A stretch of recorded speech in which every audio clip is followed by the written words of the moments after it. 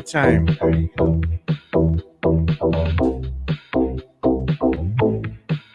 Good morning, Sam Salinas. Thanks for joining, man. Appreciate you.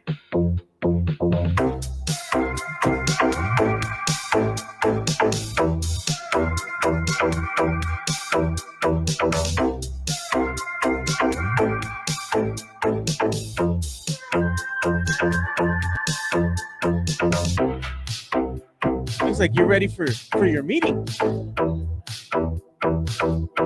Is that the one that Chica got you? It's nice. They wouldn't be able to tell. Right. Yeah, if you didn't say nothing, nobody would know. Let's talk about that. Jesse ain't got my Lulu's on. What up, Rand? Thanks for joining. I need your pin up here, dude. Huh? Oh, okay, good.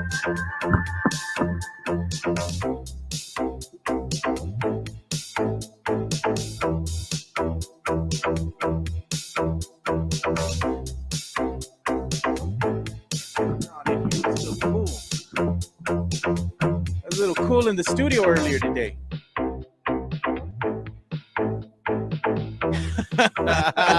Trade Sohan. I'm still here, Sohan. I'm still here at Wapo. That's funny. Lululemon time. You know what? You should be the Lululemon spokesperson for the menswear. For men's. You're gonna be the model. Lululemon for men.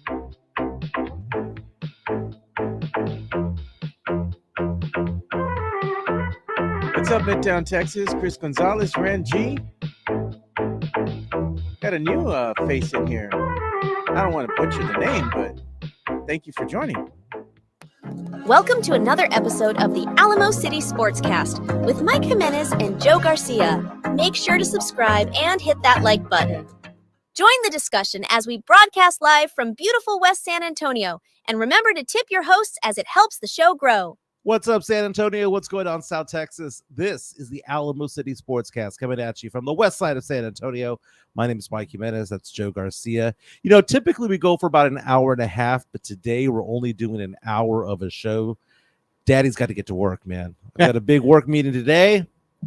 Got to watch my my business today, so I'll be taking off here at about 11:10 or so. Yeah. To get out to the office. But Joe, how you doing today, my man? Doing good. I love this one. Mario Cavazos. It's Mexican Fraser time. Nice. We still have to do the meme with you. Maybe I hear the blues are calling. Yeah, Toss so salads and scrambled eggs. And they said, does that make me Niles? Does that make Francesca Daphne? Right? Oh, no. That makes you Roz. Very nice. Again, my name is Mike Jimenez. That's Joe Garcia. We're going to go for about an hour today talking sports, pop culture, nostalgia. Dude, I'm excited about the pop culture side of things. Yellowstone is coming back. Variety.com confirming. Paramount has not confirmed it, but Variety, which is big. I mean, that's a big Hollywood publication, came out and said their sources told them that there's going to be a Yellowstone continuation after next week's episode. This upcoming weekend's episode is the end of what it was supposed to be Yellowstone, right? They're wrapping up.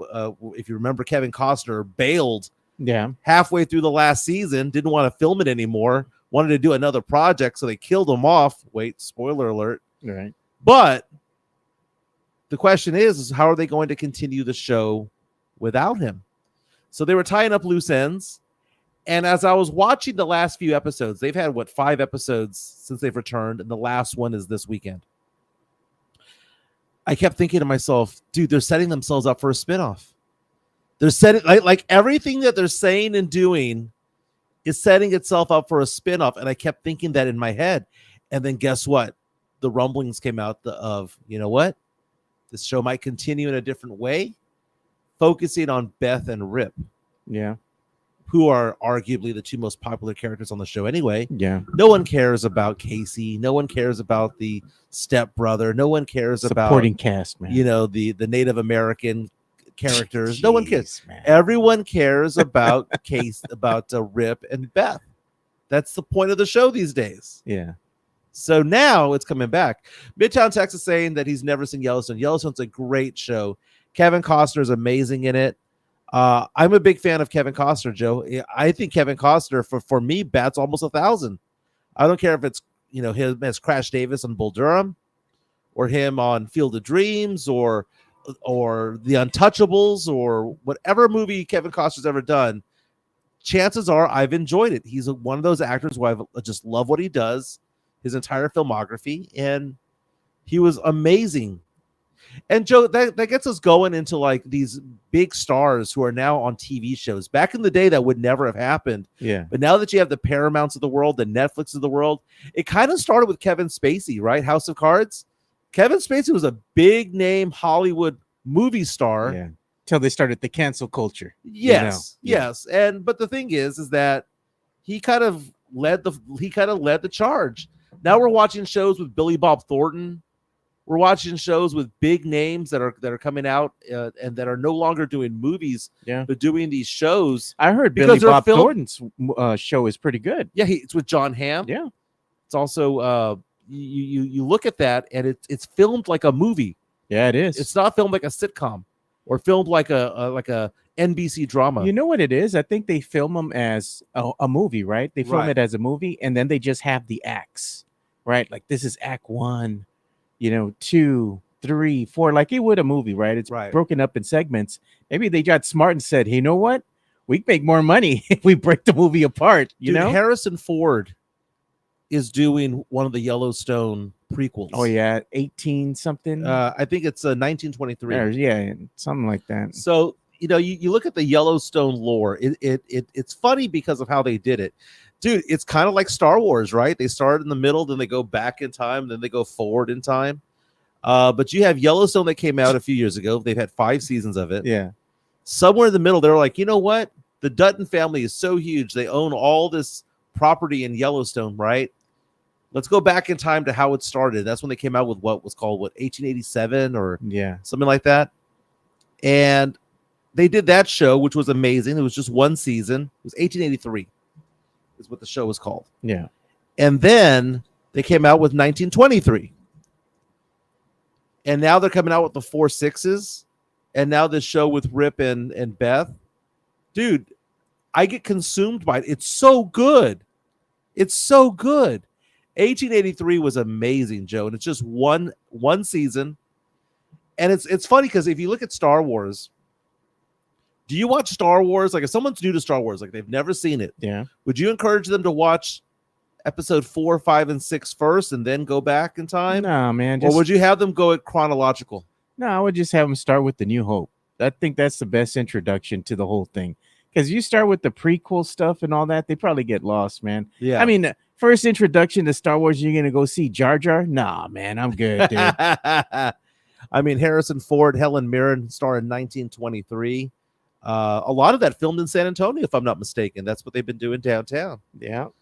You take a look at the new show with Rip and Beth. They're setting the stage. My prediction is that it's going to be filmed or it's going to be set in Texas, and it's going to be them moving to Amarillo, Texas. At least it's not what your 2 most hated cities that you hate in Texas are Laredo, El Paso. You hate those cities. You don't like them. What did you call it? Well, I mean, Laredo is just the goodwill of Texas. Oh my God, bro. El Paso is, I mean, El Paso's all right. I don't mind El Paso. You know what? They were talking about Kevin Costner's Waterworld here in the chat, dude. Yeah. And somebody never saw it. I know it was a big flop. Oh, it's horrible, dude. Somebody put Waterworld was Kevin Costner's greatest achievement. It was Sam Salinas. You know what stupid movies I like watching, if they're on, if this happened to be on and I'm watching TV, which I don't really watch a lot of TV because I'm watching sports most of the time. But if I'm flipping through channels and I see this movie on, I always watch it. It's corny as hell and it's stupid. Quigley Down Under, dude. Never heard of it. It's with Tom Selleck, dude. It's like a one of those. It's like a B movie, almost a B Western. It's corny as hell, but I like watching it, dude. That one and the other one that I like watching, but I don't know if it ever comes out on TV because I have the DVD of it, but I watch it occasionally. It's another one it's on the list that's kind of bad, but I like it because it's kind of good. Hidalgo. Really? Yeah, and Hidalgo's about long distance racing, right? Horse racing back in the day, right? So they have one of the greatest long distance racers on horseback here in the States, and he gets called up to go over into like Saudi Arabia way back in like the early 1900s to do a race across the desert. Oh, okay. So they show that whole thing. It's based on a true story. Interesting. Yeah. Might need to check that out. Yeah. Mario Cavazos comes out to us on our YouTube stream. By the way, you can be part of our show by leaving comments on our YouTube stream. We have 1,762 subscribers strong. It says Mike puts on his Adiat boots and Rustler jeans. Tells his girlfriend to call him El Rip. By the way, I have the Adiat jeans now, dude. So not only the boots, got the jeans to match. You know, Rip is an interesting character. Named the actor's Cole Hauser. Joe, he has that rugged look that women are going for. Well, Rip. Yeah. Yeah. And I was watching Yellowstone with my girlfriend the other day, and there's a scene where he's in bed with Beth, right? Beth is the Dutton's daughter. Yeah, that's right? his wife. Yeah. Yeah, that's his wife in the movie, right? They get married in the movie, in the show. Rip gets up because he's like, baby, I got to get back to the ranch, right? He gets up. He's got a panza. So I stopped it and I said, do you see what I see? And my girlfriend, Francesca, was laughing so hard. She was like, yes, Rip has a panza. It's because he's rugged. That's why women like him. But like, no. I didn't realize he had a panza. He does. Yeah. If he has a panza, he has a chanza. Yeah, he got Beth anyway. By the way, Cole Hauser, the actor. Remember Good Will Hunting? That's the first time we saw him because you see this photo right here. Yeah, let me go ahead and show it, man. On the left of him being all rugged right here with, all rugged as Rip, right? Yeah. But he was in the movie Good Will Hunting. That was him. He was one of Will Hunting's best friends. He was the one who fixed the car for Will Hunting when they gave it to him on his 21st birthday. And look at this. So imagine going from this to this. There's some actors that become more attractive or they just become better looking as time goes on. I showed my girlfriend Isai Morales. You know who Isai Morales is? Okay, so this is not about dudes here, but it's just so funny what women find attractive, and then you tell them who they are. Isai Morales, who most recently was in Ozark, right? This is Bob from La Bamba. Richie.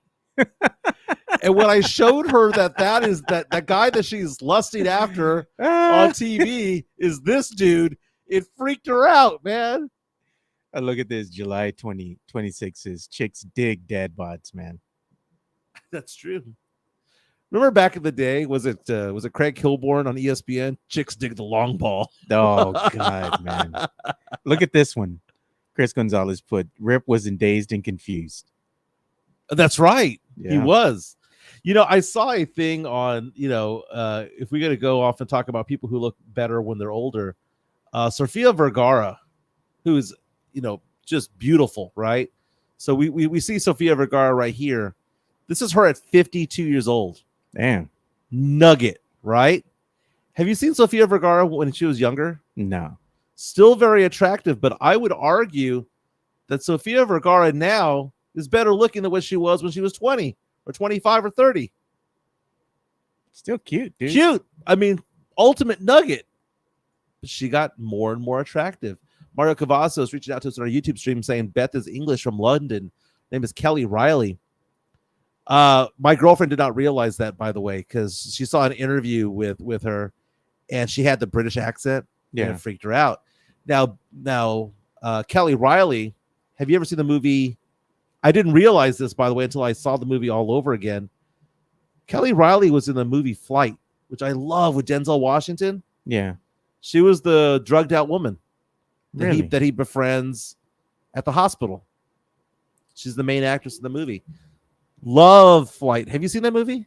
I don't think I've seen. I think I've seen pieces of Flight. I haven't really seen Flight itself. Flight has one of the most iconic scenes in movie history, in my opinion, in the last 20 years. Movie came out more than a decade ago, and it's basically about a drunk airline pilot who wakes up from his drunken stupor because the co-pilot has lost control of the plane because things have gone awry, and he makes the most incredible landing of all time. And then they investigate, and it's just one of those things where they're trying to hide the fact that he was drunk the entire time. Damn. Great movie, Denzel Washington. Denzel Washington, that whole scene of I was drunk on Thursday, I was drunk on Friday, I was drunk on Saturday, I was drunk on Sunday too, becomes a meme for those who are going to Vegas. Jeez. You know, but Kelly Riley was in that movie. No British accent in that movie either. Yeah, I'm watching the camera, dude. For some reason, your camera today is kind of flickering a little bit. Might have to check on that. We'll still make it work, though. I got that strobe effect. Someone coming up saying, I watched Flight 3 days ago. Great flick. Neff Ozuna reaching out and saying that she played a great part in that movie, Flight. It was a great movie, dude. Great movie. Until John Goodman comes out. I cannot stand John Goodman in any role. He's the same actor in every TV show, every movie. He's the same dude. And he's coming into the movie as basically a drug dealer, right? He's just a drug dealer. He gets you what you need, right? Yeah. And he is so annoying, and I hate John Goodman. I don't know who I hate more, John Goodman or Kevin James. Huh. Like King of Queens, show sucked. Leah Remini was hot, but the show sucked. Yeah, the show sucked, though. I don't like it. All right, so we're going to talk sports at any time, because here's the thing, Joe. We have some topics to talk about. We're going to talk about Stephon Castle because he's still ranked number 2 on the rookie ladder, NBA.com. So he's getting some love finally from NBA.com. I'm going to see if I can refresh your camera. There we go. We're going to talk about the fact that the Atlanta Hawks pick seems to be going down the drain. Atlanta beat the Knicks last night, advancing into the semis of the Cup. Yeah. Going to Vegas. That pick looking worse and worse by the day. But those picks, baby. We're going to get those picks. They're going to convey? Steve Kerr lost his mind yesterday. For good reason. Did he have a right to lose his mind? I saw the play several times. He complained about 2 calls. One I agree with, one I don't agree with. I mean, I saw the ending of the game. Yeah. You can't jump on top of a player, dude. It's a foul. They're letting him play, dude. That's not a basketball play. I know, because you're a ref. You see the game a little different. That's not a basketball play. Okay. You have how many refs on the court at 3. any game? 3. Right. So for those of you who don't know, they were playing in the quarterfinals of the NBA Cup yesterday. And they're taking on the Houston Rockets. Rockets won 91-90. It was a chippy game from the get-go, right? Rockets are a really good game, and they're calling it a controversial finish. Is it a controversial finish simply because Steve Kerr complains about it? Is that what it was? Maybe it's because he just made a big deal about it. And then Steve Kerr's a little bitch, dude. He makes always whiny, he dude. whines about calls all the time as though the Warriors don't get calls all the time. It wasn't a non-call that should have been called. So here it is. Final down stretch. TNT, courtesy of TNT. Golden State up 1. Houston trying to get the ball back. Missed shot. Here we go. Loose ball. It's still loose. Golden State called for a foul right there. Where's the foul? Okay. If you want to let it go, I can see letting it go, right? So the ball's loose. It goes down. At this point, the Rockets player has position for the ball. They're both diving for it, right? My question is, it's the second effort of the Golden State player. He jumped on top of him. Not a foul, not a foul. Continuing to go after the ball. That's when the whistle was sounded. Why is old boy jumping on top of him, bro? Interesting thing. Who called the foul? Okay, so let's talk about 3-man mechanics in basketball here, right? I officiate 3-man mechanics. It's the same in high school as it is in college as it is in the NBA, right? This referee right here has this line all the way to midcourt, right? So everything from this line all the way down, and he's got this half of the lane. This guy right here has the 3-point line and has anything north of the free throw line. This official right here has the 3-point line into the lane to the halfway point, right? Where does all this happen? It happens in the middle of all 3 spots, right? Because right here is this guy's spot. Right here is this guy's spot. And right here is this guy's spot. So it's kind of funny how this whole thing happened right there where all 3 sets of eyes are looking at it. Yeah. So then you play it out.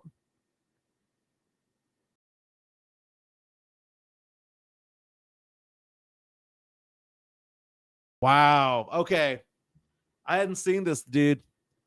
The one official who shouldn't have been calling it was the one who called it. Was it a foul? Yes. I guess maybe the main complaint is that the person who shouldn't be calling it called it. Because that official right there, that is not his territory. That's not even his secondary territory. The play did not start in his area. Yeah, Steve Kerr has the right to bitch. Steve Kerr has the right to bitch. All right. I take it back, Steve Kerr. Hadn't analyzed it like that. Steve Kerr has the right to bitch. Man, we saw the flip-flop live. Well, it's a foul. It was a foul. You went from not a foul or not. You said it was a foul. It was a foul. It was a foul, and then now you're like, okay, yeah, he has a right to bitch. He has a right to bitch because of the person who called it. In basketball officiating, you have a primary area, a secondary area, and the third area is you do not call. That guy right there was neither in his primary or secondary. But at the end of the day, it was a foul. Because you know what? Can't jump on top of somebody. Right? And it was a loose ball. You have 2 players diving for it, so you can't stop yourself from diving for it. But it was the second effort to go after the ball. That's what I'm saying, Sam Salinas, he says he got him a missionary there. Bro, no lies detected. You see how look at that play, bro. Look at what he does. Look at how he just goes on and he's on top of him. No, look at how he does it. Like, go back. Okay, look at right there. He sees him, right? And not a foul because they're both going for the ball. No, I know, but look at old boy number 5 there for the Golden State Warriors. Look at what he does. This is essentially done, already. But look at what he does.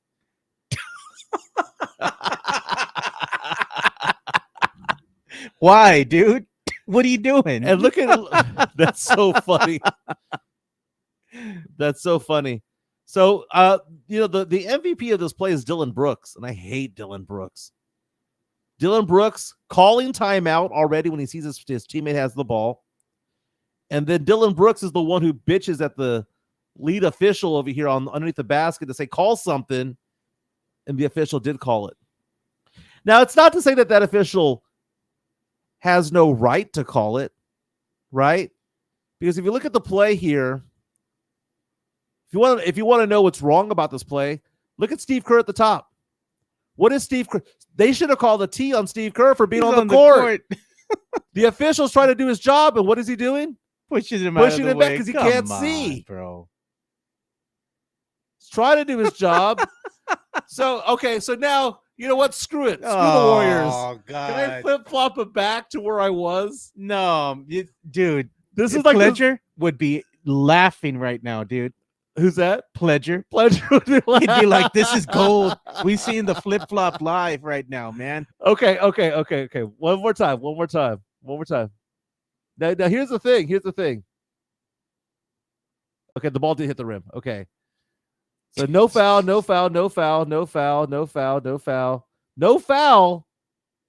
It's the second effort, dude. Dude, you could not work in the replay booth, man. You'd be the changing your mind. The problem is Dylan Brooks is in the way, right? But you know the Rockets player has the ball. The Rockets player has the ball. Look, the Rockets player has the ball. I would have called the foul on number 5, bro. What are you doing, man? Air humping. The brother saw him on the ground, saw his opportunity, and took it, man. Like, what are you doing? Midtown Texas reaches out to us on YouTube and says, "You got to blow the whistle on missionary 10 out of 10 Dude, times." I'm saying, man, like, hey. See, that's what I get for putting on my Lululemon polo shirt today while watching Sports Center, seeing this play, thinking, "Oh, that's a foul," and then we come back and we treat this like the JFK Zapruder film, and we review it. It was a foul, Joe. It was a foul. My problem with the foul, Joe, is not that it was called. It was this dude calling it. Oh, look Not at his Sith. area. Look at what Sith is saying. When the game's running late, you want cuddles. Wow. Rockets go on. Hey, home cooking, right? I mean, it was a home game. The win's a win, right? A win is a win.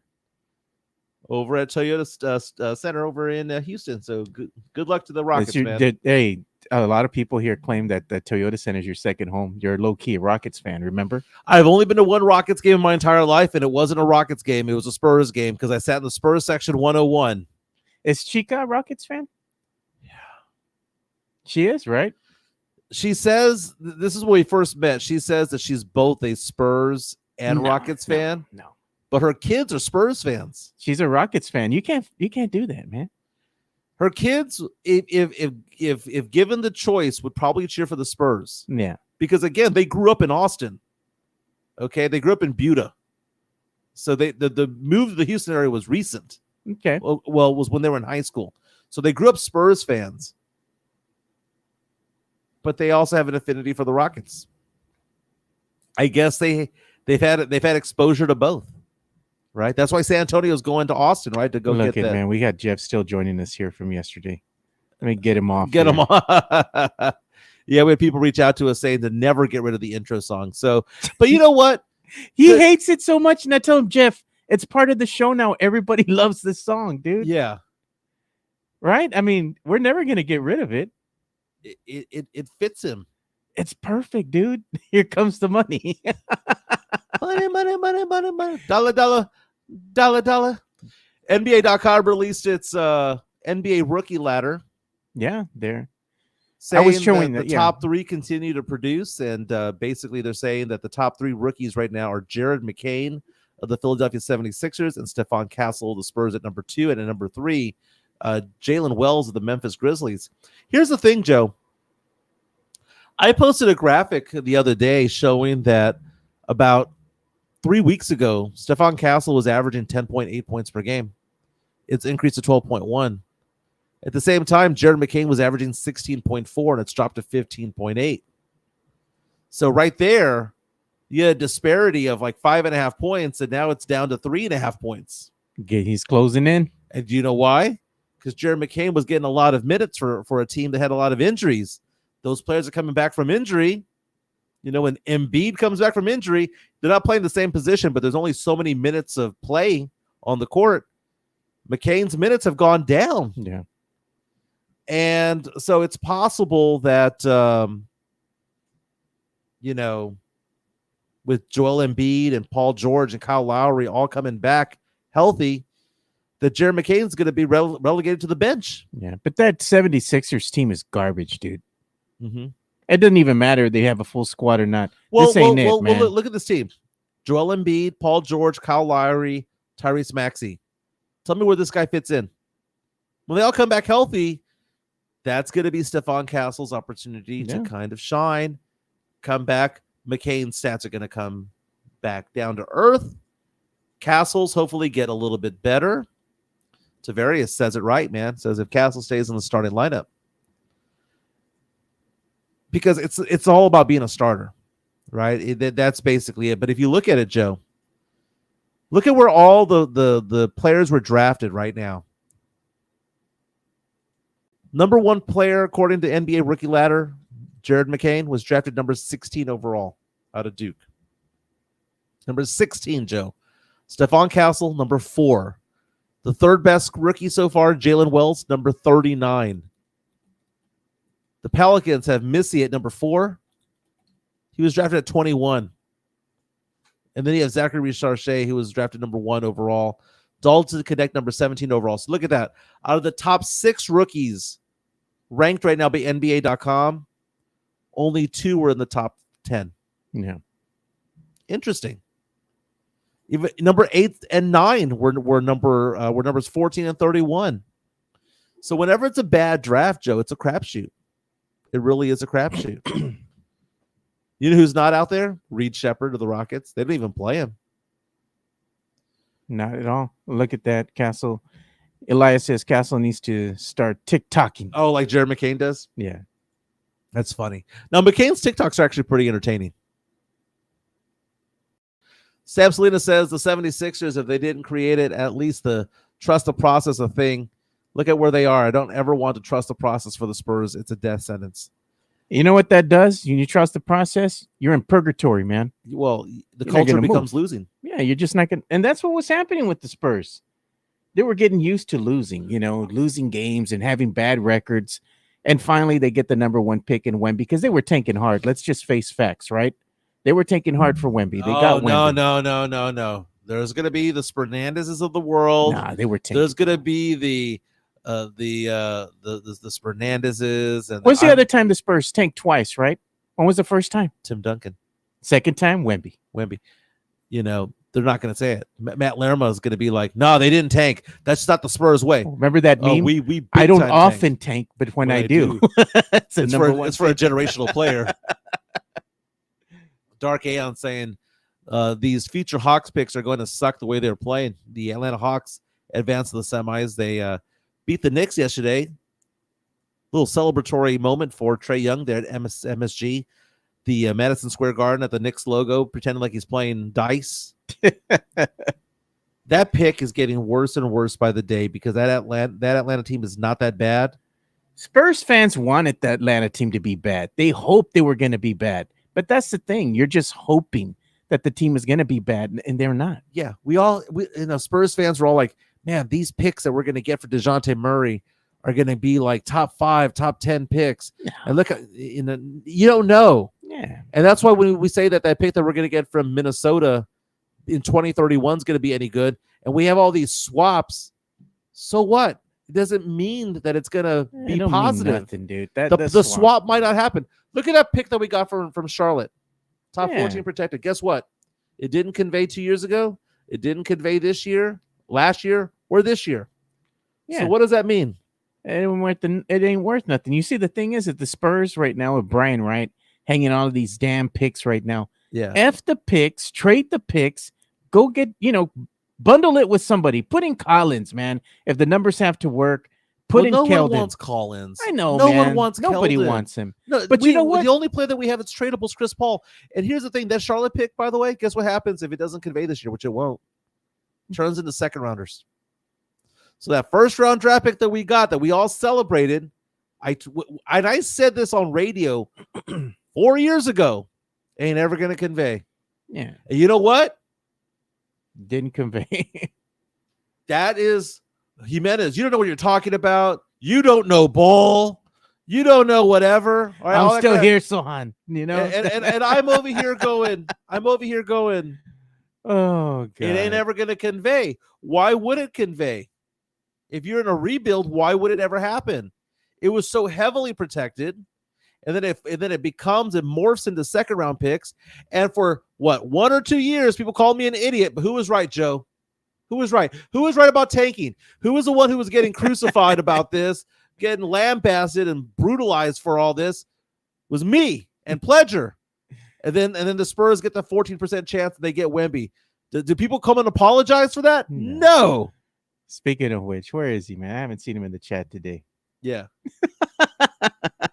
Hey, let's give some love to Jeff Garcia from Locked On Spurs and Ken's 5 real fast. Let's talk some more Spurs. Sure.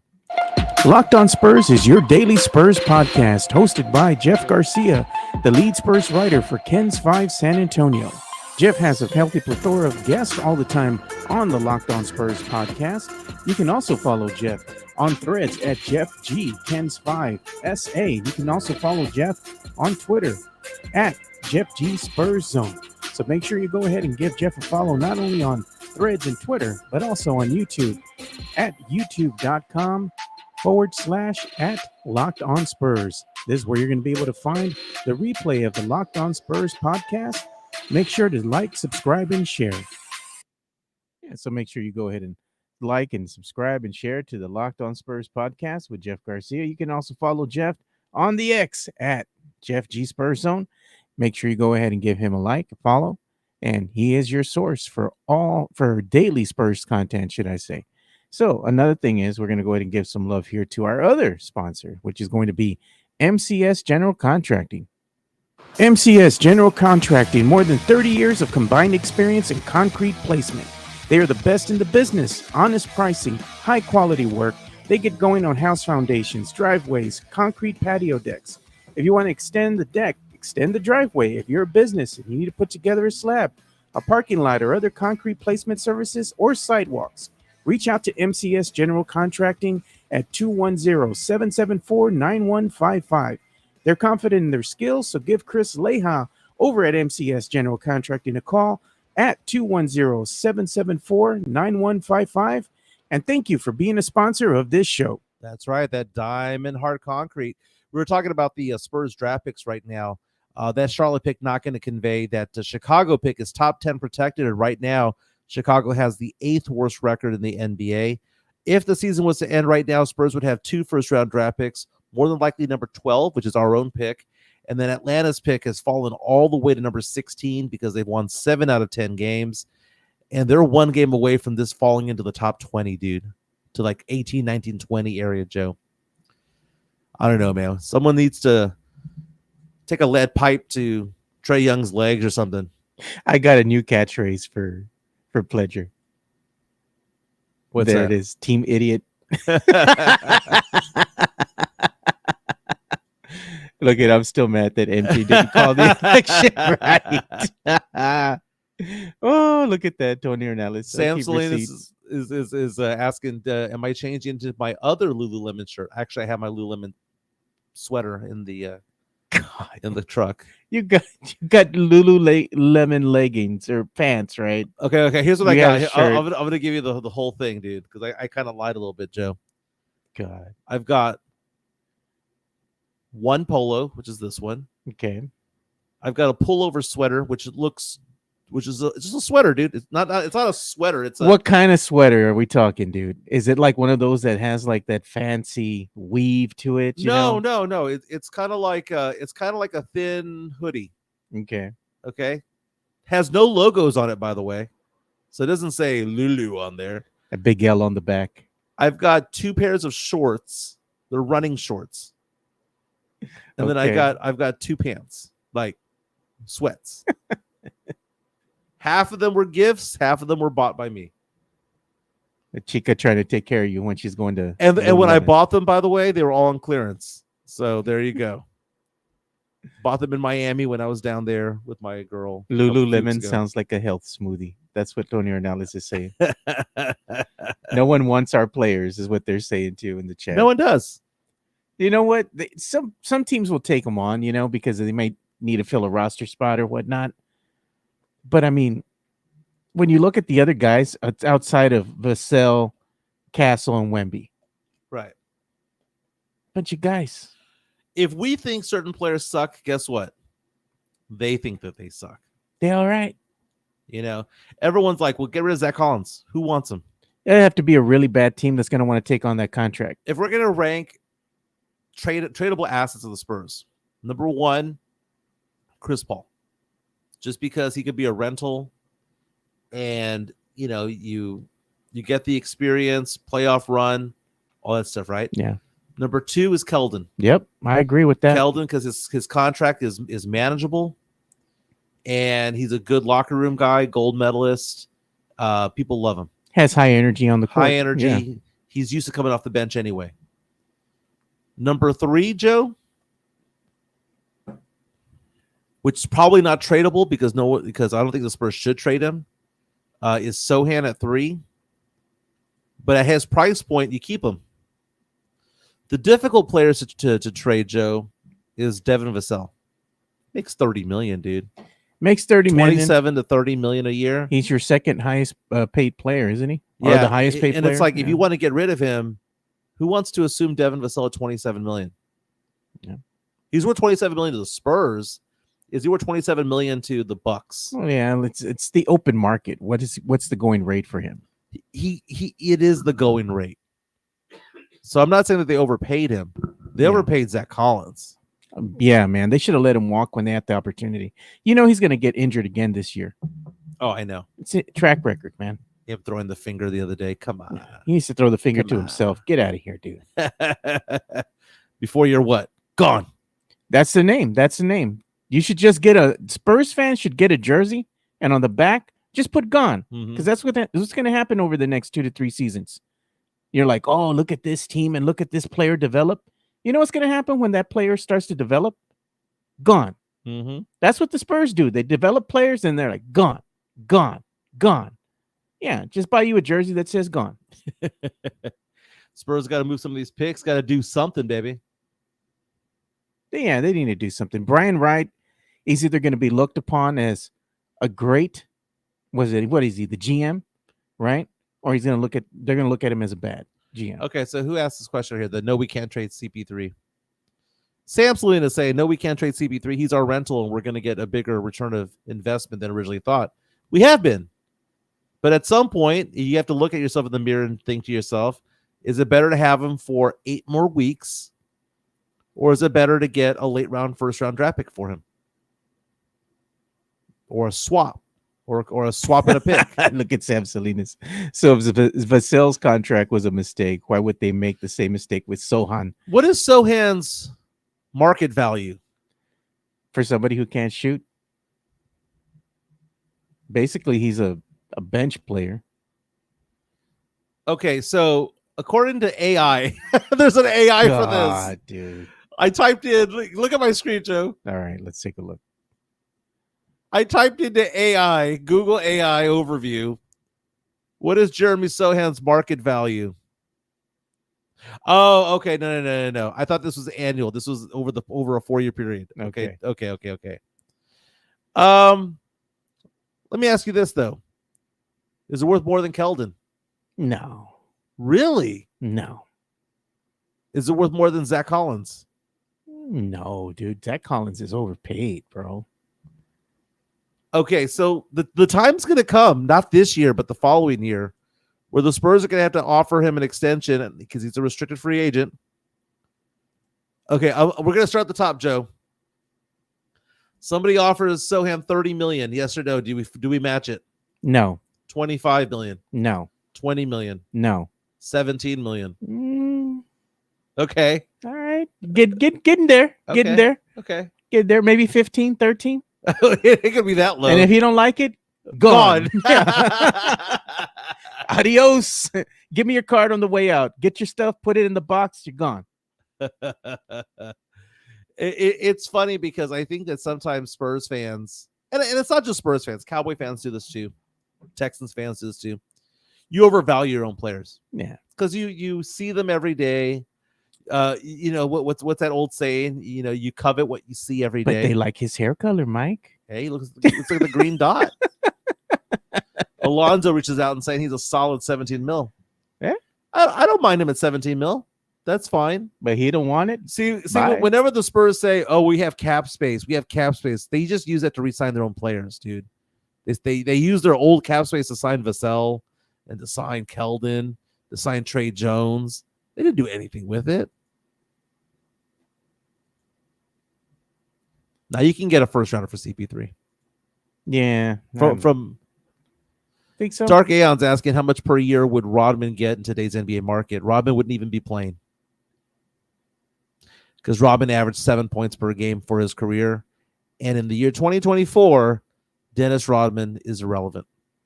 Yeah, man. Basically, if you can't shoot threes, you're kind of a liability, man.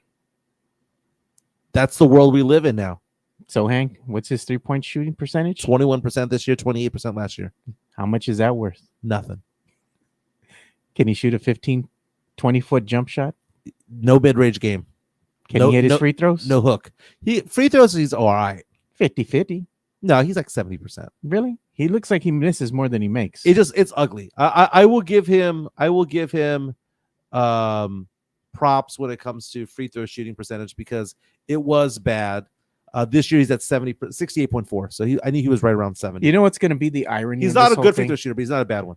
Watch Sohan, right? The Spurs don't extend him. All right, we're going to let him walk, right? They let him walk. He goes on another team, gets surrounded by better talent. Yeah. And then all of a sudden, wow, look at how good he was. The Spurs made a mistake. He was never going to be that type of player in this system. And he's the kind of player that needs to have excellent players around him so that it covers up what he doesn't do well. Derek White, case in point. Derek White.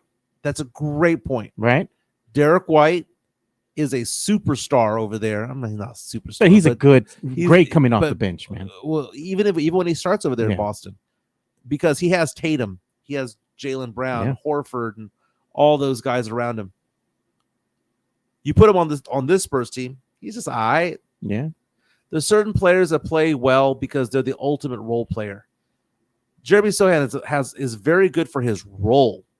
The problem is that the role that he plays is a luxury role. It's not a role of like helping Wemby get better.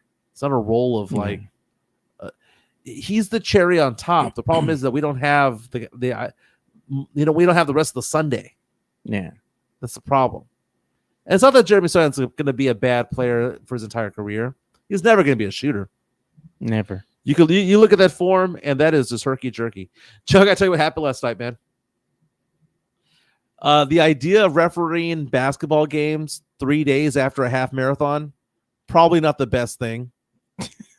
I was feeling better, but that was like walking around better. Yeah. I hadn't put some energy into it for a jog or a run.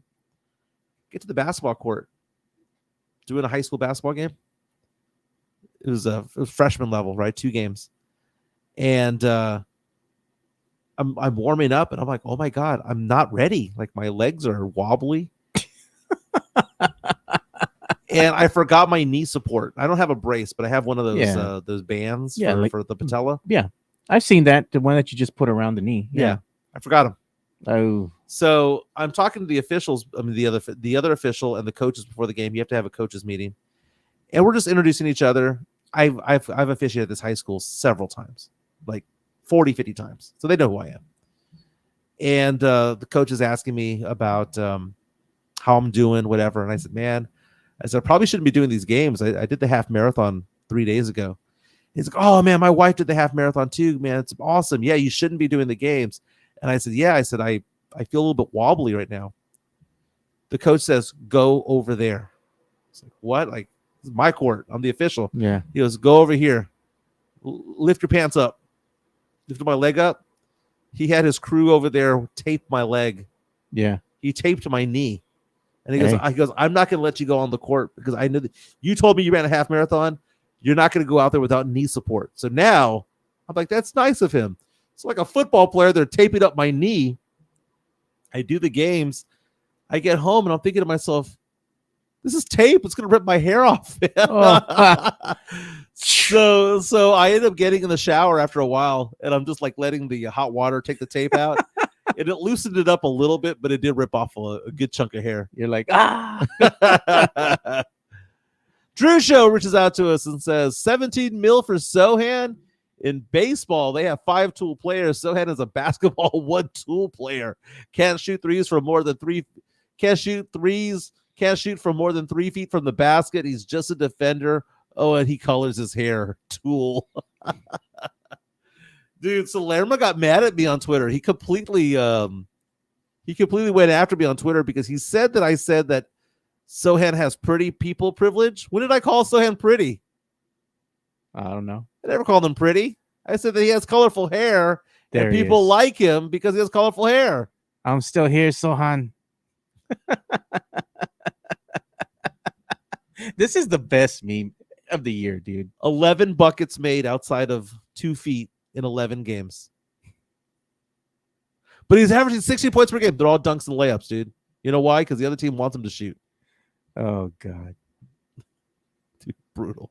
You know what? What's going to happen when he goes, dude? I don't think the Spurs will extend it, man. Not for that much. They know, man. Come on. How can you not?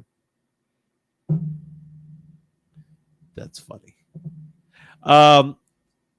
Patrick Mahomes is bitching right now. Does he have a right to?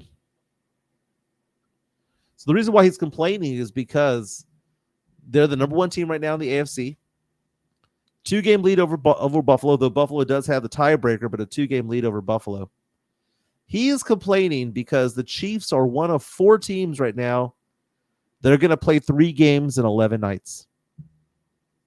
They've got a game Sunday at noon against the Browns. That's December 15. They turn around, they play the Chiefs. They play the Texans, rather, on Saturday, December 21st. So that is what how many days is that turnaround? 5 days?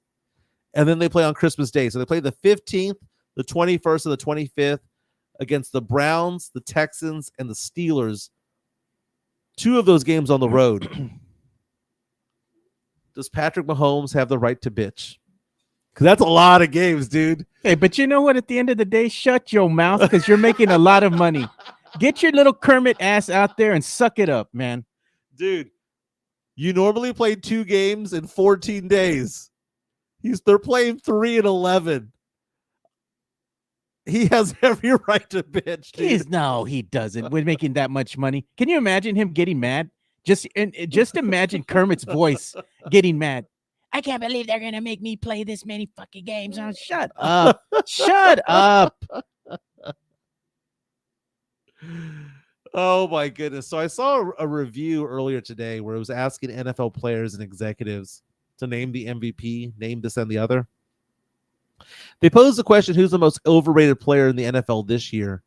And would you believe that Patrick Mahomes was listed as the most overrated player?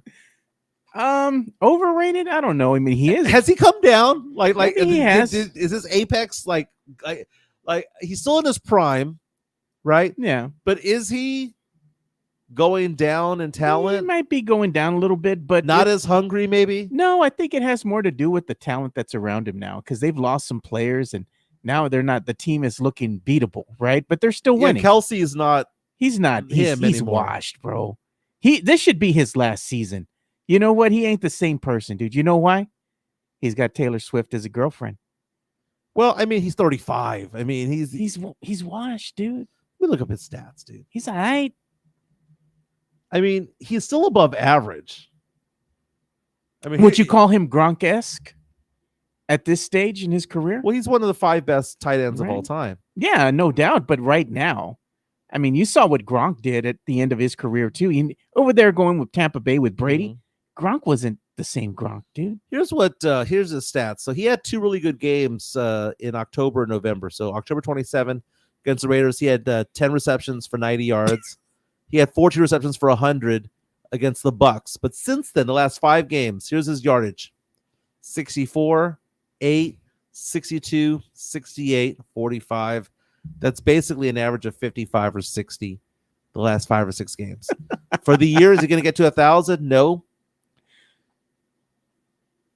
Look at this, Mike. He is. He's not washed. He's good. He's all right. He's all right. I mean, he's pretty good. he's still top half. Yeah. He's not washed because he's going to end the year with about 800 yards. He's all right. Well, let's say he gets 240. He's going to end the year with about 930, 950. Look at Midtown, Texas. Right. He's putting in here. Taylor Swift has plywood ass flat. Nalgas de tabla. She's got a pretty face, though. Nalga de tabla. She got a pretty face, though. What did you say? You take her into the room. She's like the best looking girl. Oh, no, that's my friend Anthony. Not Anthony Pittman. A good friend, Anthony Swartz, back in the day, years ago, would say, you all may knock Taylor Swift and call her ugly, but if you had her on your arm at a party, a Christmas party, everyone would be looking at her. She's a pretty girl, dude. She is. Nalga tabla. Not all girls have ass. I don't know what to say, dude. I don't know what to say. Oh. There was a story that I wanted to show you from TMZ earlier today. See if I can find it. We talked about Yellowstone coming back. I'm excited about that. We got to talk about this also. Etsy is pulling the merch of the dude who killed the United Healthcare CEO. I can't even believe they had merch of this guy. Dude. Like, look at what? Christmas ornaments, free Luigi. Mama, I'm in love with a criminal. God, dude. Yeah, tell you, man, women are cochinas. They are, man. No lies detected, bro. They're cochinas. The guy was made of money, dude. I mean, he came from a wealthy family. And you got dimed out by a freaking McDonald's employee, bro. Mm-hmm. Oh wait, who's? I want to read that one up there. Jesse A. saying Taylor is a nugget, pretty face, legs, $1 billion. Y'all don't know. Oh my God! Look at this one. Yeah, don't go there, Sam. Say that she's no better looking than Caitlin Clark. I'm sorry. Taylor Swift's a pretty girl, dude. She's a pretty girl. I mean, I don't think that she's like gorgeous. She's a pretty girl.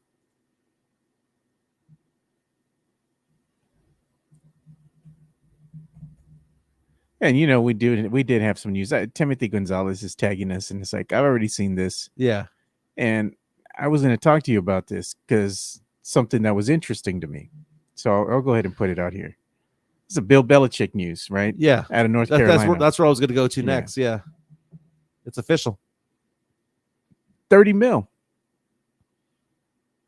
I mean, that's more than you'll get in the NFL. No, I think that's how much he's getting a year or something like that. Right. 5-year deal, man. I was like, okay. Dirty Bill, go do your thing.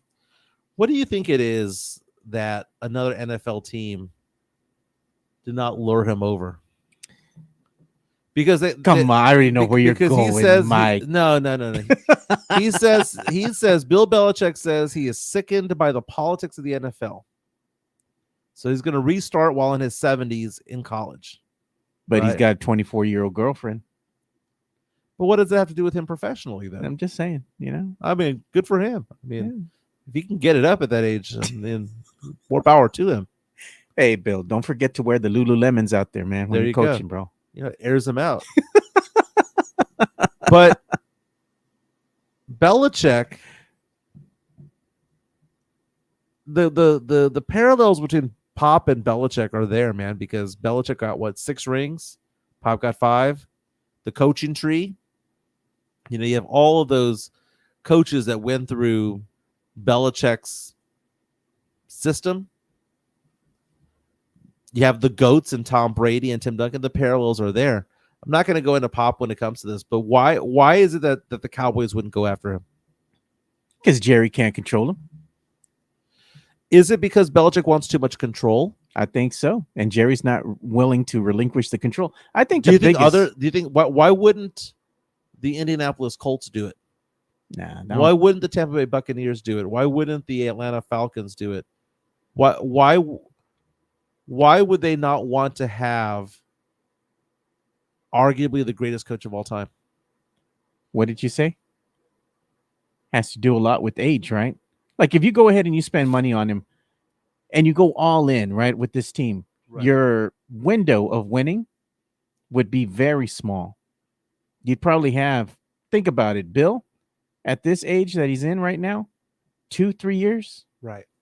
The window would be very tiny for you to actually produce. And if you don't produce and go to the Super Bowl within that 2 to 3 year time frame, you sold your future for nothing. Signed a 5-year deal at the age of 72. 5-year deal. So that means he's going to be coaching until how old, Mike? 77. Which is 2 years older than what Pop is now. Damn.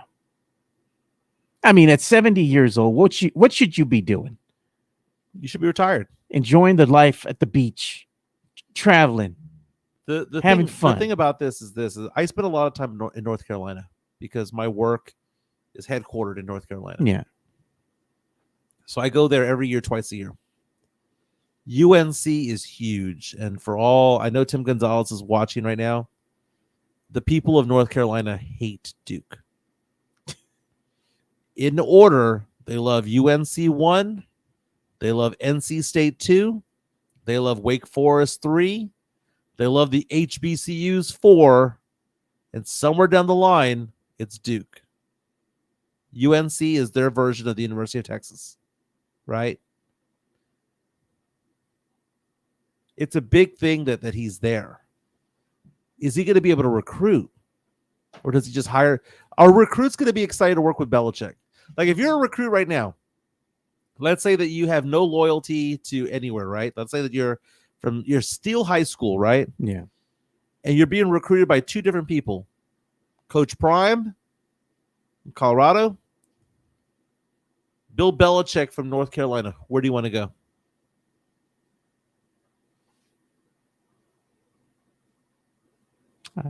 Any path that leads to the NFL. I think that's what Coach Prime's main objective is.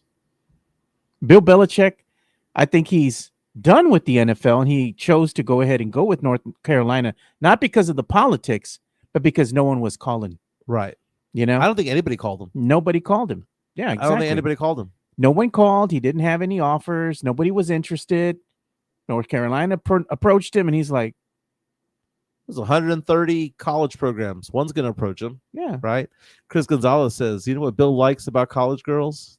He gets older, and they stay the same age. All right. He's going to be like, what's his name? Leonardo DiCaprio. Once they turn a certain age, 26. cut him loose. Gone. Gone. What's her name? Gone. Soon as she blew out the candles, went from 25 to 26. Yeah. Gone. You better wish that I'm still here because I won't be. Yeah. As Gone. soon as you blow out that candle. Gone. Well, Joe, I have to head out to work, man. Yeah. I know we're cutting a little bit short, but everyone hit the like button on the way out. A little 1 hour show today. We'll be doing the full show tomorrow. I'll be doing it on location, Joe, unless you want to bring in a guest host instead. No, we'll do it on location. You're going to be over there in Conroe. There you go. So we'll see y'all tomorrow, man. Very, very, very nice.